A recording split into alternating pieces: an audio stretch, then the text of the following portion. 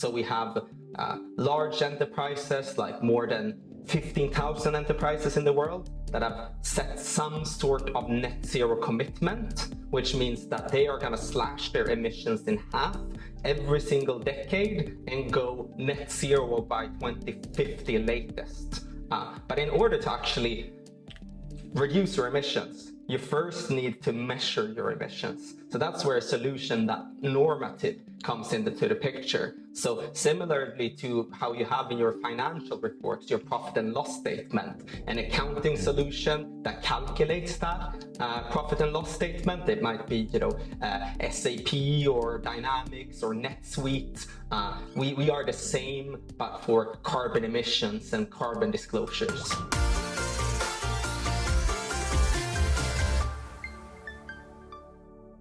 Well, Kristian, it's a pleasure to meet you. Thank you so much for coming down. It's great to be here. The pleasure is mine. Awesome. We've really been looking forward to chatting with you. So let's just get started and tell us a little bit about you, who you are and what you do. So I'm the CEO and founder of Normative. We do carbon emissions accounting and management. That means that we provide a software solution for enterprises to calculate their full carbon footprint, both in their own operations and in their value chain, and give them actionable insights on what they can do in order to go towards net zero emissions. So that is who I am and what we do. All right. Okay. So you've mentioned a number of things that, of course, are very relevant, and I want to make sure that we lay a baseline for understanding, because I think a lot of us, we just live our lives. We get to hear some of these things maybe in passing when we read the headlines, or we get to hear the sound bites. But I'd like us to understand a little bit more about what is the problem that we're trying to solve when we talk about net zero, and why is that so important? Right. So excellent question, first of all. So right now we're in a situation where people around the globe are getting more and more affected by climate change. So if we continue at the pace of releasing carbon emissions into the atmosphere, we will see a significant rise of global temperatures that will lead to more famines, climate refugees, forest fires, desertification, and it will essentially make, life less diverse on planet Earth. So we are in the midst of the biggest and greatest species extinction that we've ever seen. And it will also affect the well-being of billions of people on the planet. So it has been recognized by the international community for several decades that we need to cut carbon emissions. So in the United Nations, you have this conference called COP, this annual conference, and at COP in Paris a while back, and Copenhagen before that, nations agreed that we really need to cut our emissions. The thing is, though, that for any country or nation, it's not actually the government buildings that are releasing the carbon emissions. It's not the government in and of themselves, but it's the companies within the jurisdictions of those governments. So when a country set the net zero target, that has to trickle down to the individual companies within the jurisdiction of that country. And that is what we see happening today. So we have large enterprises, like more than 15,000 enterprises in the world, that have set some sort of net zero commitment, which means that they are going to slash their emissions in half every single decade and go net zero by 2050 latest. But in order to actually reduce your emissions, you first need to measure your emissions. So that's where a solution that Normative comes into the picture. So similarly to how you have in your financial reports, your profit and loss statement, an accounting solution that calculates that profit and loss statement. It might be, SAP or Dynamics or NetSuite. We are the same, but for carbon emissions and carbon disclosures. Right. Okay. And so when we talk about companies slashing their carbon emissions all the way to net zero by mid-century, does that mean that their operations will stop producing CO2? Yeah, that's essentially what it means. I mean, there will be some sort of residual emissions where we don't have the appropriate technologies to kind of replace those emissions at the moment. But what it essentially means in the end of the day is a huge transition of technologies where companies need to invest in new technologies. They need to electrify their vehicle fleets. They need to invest in renewable electricity. They need to invest in more sustainable construction materials, from sustainable steel and concrete. They need to invest in circular economy where products and services, instead of just being thrown in the trash end of life, which destroys a lot of value, they can be, recycled or ideally reused. So there's this like huge transition of like 100 trillion that needs to happen before 2050, and it essentially means companies need to change from non-sustainable activities to sustainable activities, and that's what we help highlight with our carbon accounting and management solution. Right, and we often hear another term, carbon neutral. Is that the same thing as net zero, or how? It is different. So the concept of carbon neutrality is essentially the kind of realization that if I release a certain amount of greenhouse gases, then perhaps I can pay someone else to plant trees or do something else that will capture the same greenhouse gases. And in theory, if the investments that I make in planting trees or so-called carbon offsets, carbon credits, are the same as the emissions that I release, then in theory I'm carbon neutral. Right. Thing with carbon neutrality though is that the market for all these voluntary carbon offsets is fundamentally broken. So there's a lot of projects out there that simply doesn't scale or work. So you have several studies being published that shows, and one recent European Commission study from 4 or 5 years ago that shows that if you look at all of the carbon offsets under, for instance, the Clean Development Mechanism, only 15% of those offsets reduce emissions whatsoever. Right. So in theory, this concept of carbon neutrality is valid, but the market is fundamentally broken. So the difference between carbon neutrality and net zero is that when you say you're going net zero, that means that you are responsible to reduce your own emissions in your operations, in your value chain yourself.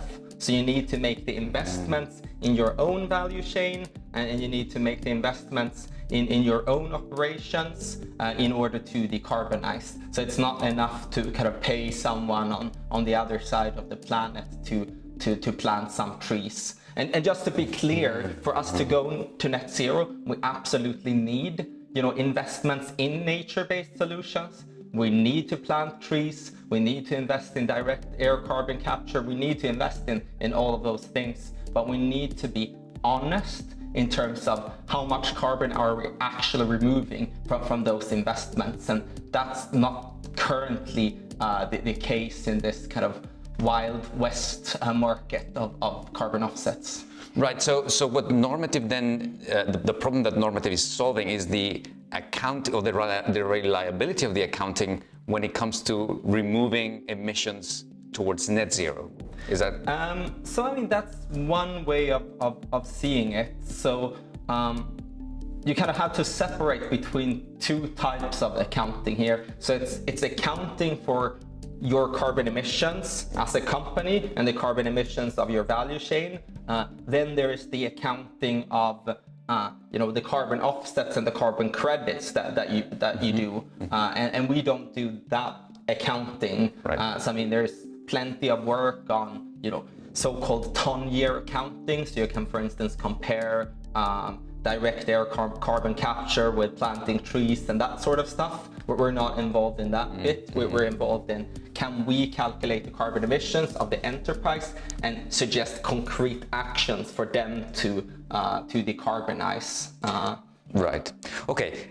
So the question I have now is, why hasn't this been done before? Why isn't there an accounting standard that we can use up till now? What has been the challenges that companies like yourself have found in the market in being able to introduce a formalized way of counting carbon emissions? I think it has mainly been the lack of adoption for carbon accounting and carbon disclosures generally. It has been like a very slow adoption curve. And to be clear, there exists, a framework for carbon accounting called the Greenhouse Gas Protocol Standard that everyone, including us, are using. Problem with that standard, however, is that there's a lot of ambiguity, which means that it doesn't necessarily lead to comparable results.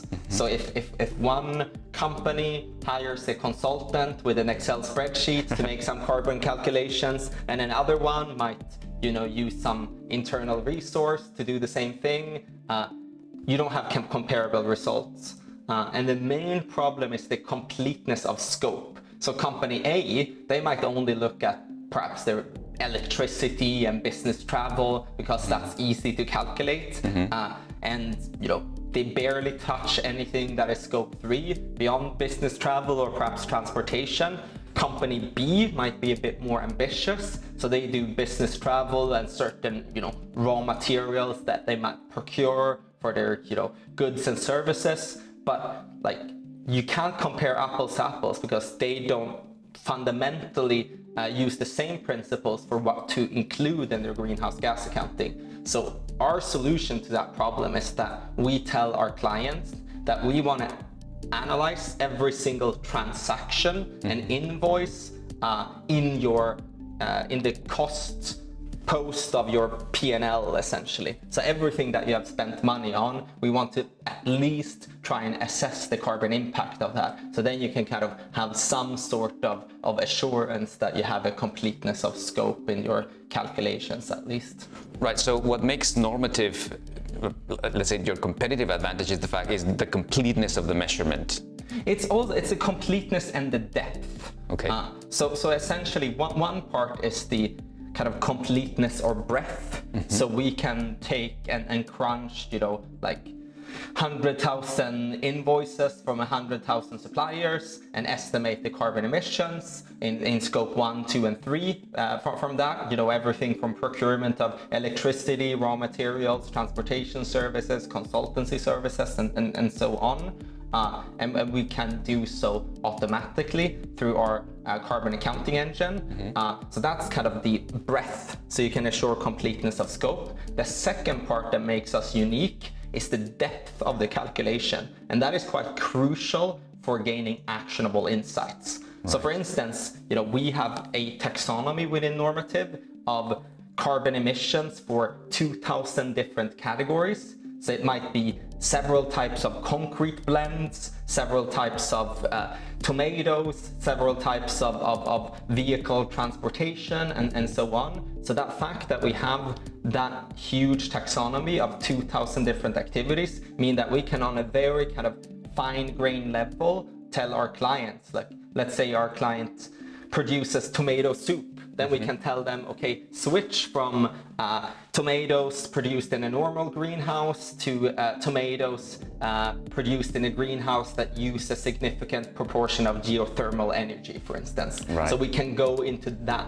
level of depth, and that makes us completely unique. Again, because what the stakeholders of the companies want to see is a net zero outcome. So the investors, the customers, every stakeholder want to see, can you actually deliver on your promises of going towards net zero emissions? And for that, you both need the breadth and the depth, essentially. Right. So it sounds that there won't be anywhere to hide, right? The whole idea of greenwashing is just gone. I mean, that's the hope. Right. And right now, I think one of my largest fears is that in 10 years' time, every single company will say that they're carbon neutral, they will label that on their products, and still we see emissions go up. And what the hell is happening? Everyone is carbon neutral and the emissions are not going down. And that might fundamentally be a result of non-standardized accounting. Right. So companies might only account for 10% of their carbon footprint and then invest in carbon offsets where only 15% of them reduce emissions at all. So if you multiply those numbers together, 10% with 15%, like you're actually only removing 1.5%. Yeah. And the thing is that this is not, the company's fault. So we call this concept unintentional greenwashing. It's greenwashing due to lack of standardization. I mean, you think you're following the right standards and procedures, but actually you're only doing a small subset of what you actually need to do. So I see that as a huge risk, and that is a risk that we're immensely passionate about solving. Yeah, I can hear it. I definitely can hear it in your tone. Let's shift gears now, and I want to talk about this idea that 90% of companies' emissions reside within their value chain. Yeah. Can you explain that for us? Yeah. So fundamentally speaking, let's say I'm a retailer of electronics. So we have this iPad on the table, for instance, and let's say I sell that iPad in my store. Then if you look at the overall carbon emissions that I have in my own operations, it might be from heat and electricity for the store, for instance, but the main carbon emissions is throughout the value chain or supply chain, namely the production of that iPad. So it might be the mining of the minerals, the precious metals that you need for the microchips. I mean, that requires a lot of CO2 for the digging machines. Then all of that mineral is kind of smelted together, which requires additional energy. Then it might be assembled into some sort of chip or motherboard, which requires additional energy. So if you take all of those steps together, and for a typical company, like most of the emissions are in that value chain. So it means that it's outside of your operational boundaries. But as kind of a part of the definition of net zero, you need to reduce the carbon emissions in your scope 3. So it fundamentally means that you need to collaborate and work together with your supply chain and value chain in order to reach that net zero outcome. So you kind of talk about goods and services from a life cycle perspective, where you kind of add up the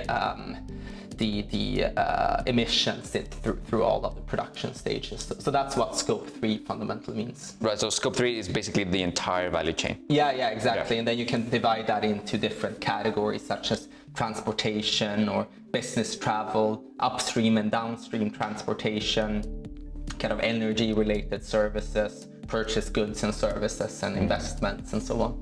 All right, and what would you say are the main challenges that organizations will face in trying to remove or carbon emissions from their value chain? Yeah, it's fundamentally a coordination problem. So if you take any large enterprise, they might have 10,000, 20,000, 100,000 companies in their value chain, like both customers and suppliers.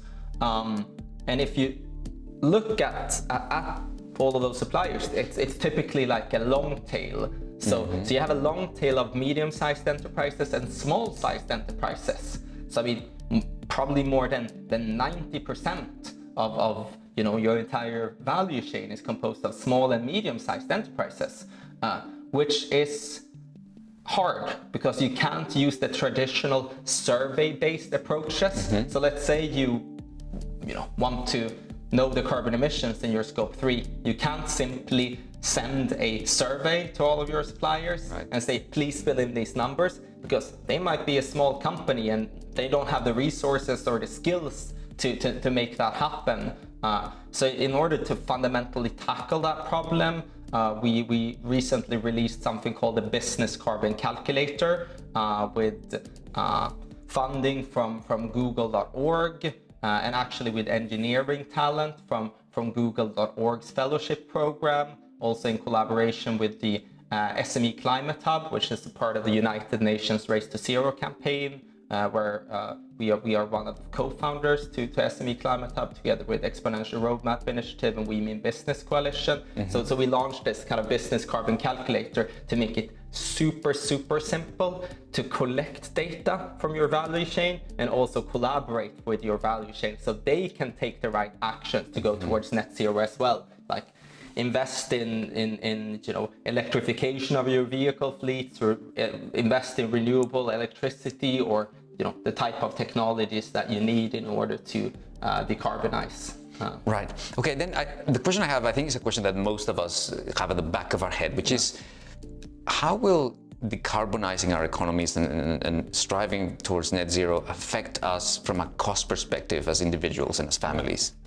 Yeah, I mean, costs will kind of marginally go up, but in the end, I mean, we can see that from solar and electrification, it has very attractive cost curves. I mean, we probably have the similar situation with non-carbon concrete and steel. It is possible to scale all of these technologies where they get to the same cost level as the conventional technologies that we use today. Right.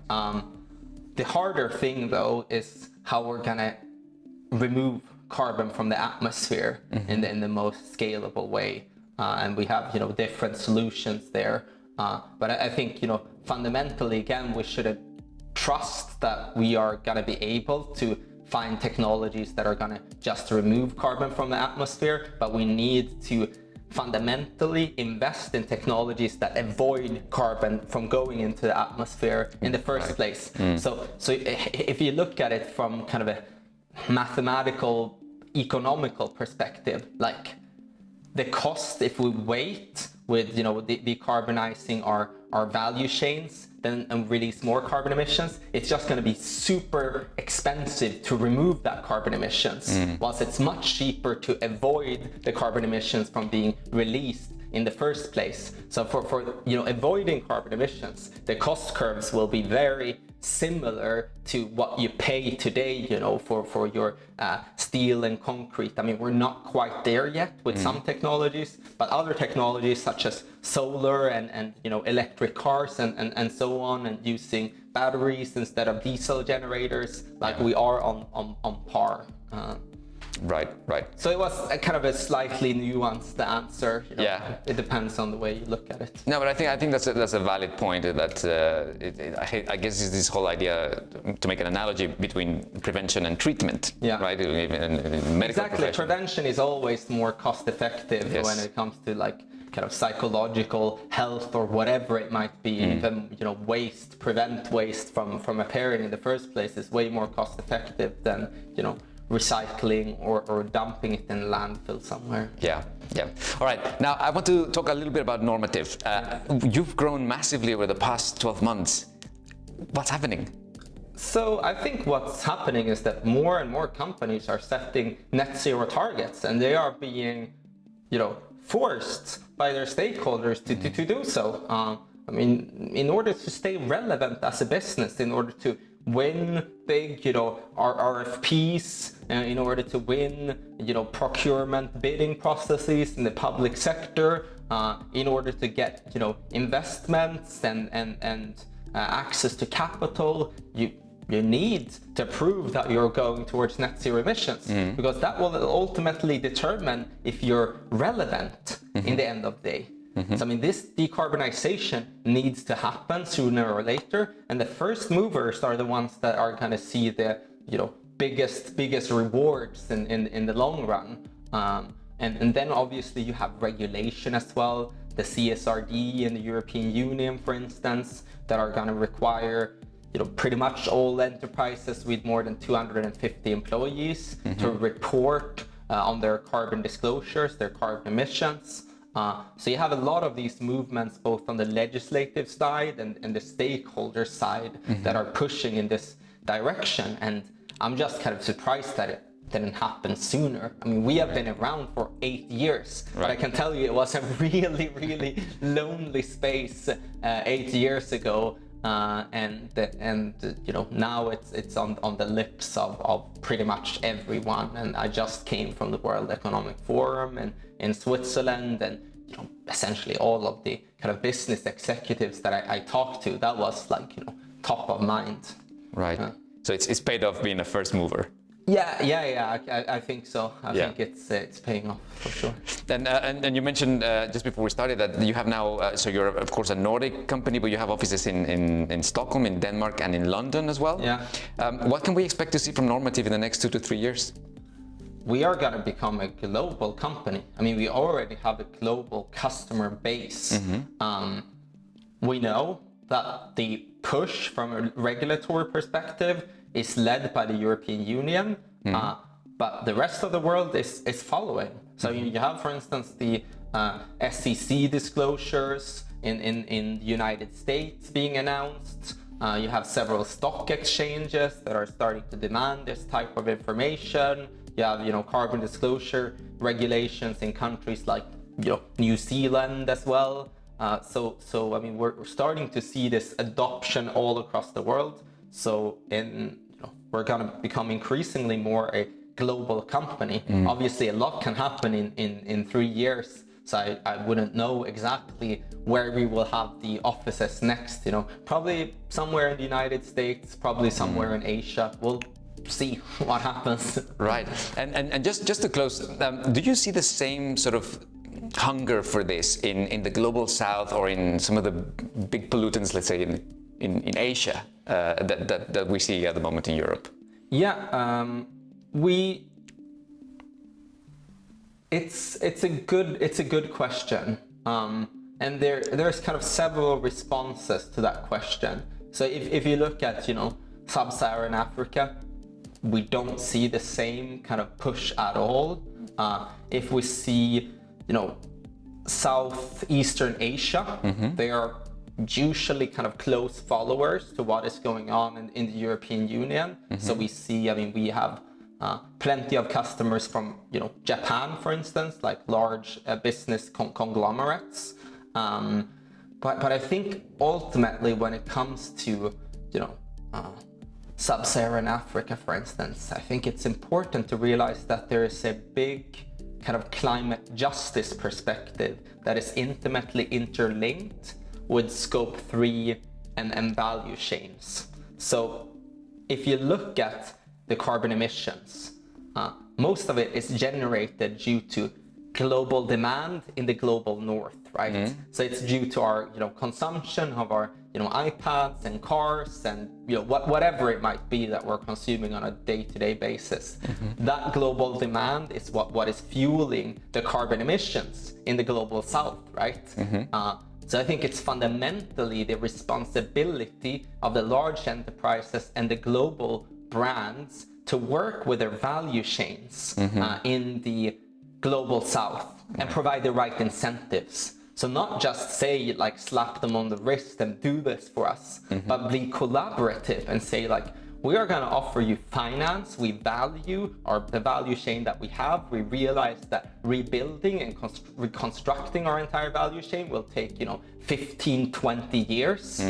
So we might as well instead invest in the relationships that we have to create the right incentive environment for the global south to adopt these technologies, because it's in the end of the day it's a matter of resources and prioritization. And I totally get and understand that in a lot of places climate change is not the main concern, because they still have a lot of catching up to do in terms of even getting to a medium income level and having a decent house and perhaps mobility and all of those things that we take for granted in the global north. Yeah, that's a very interesting perspective.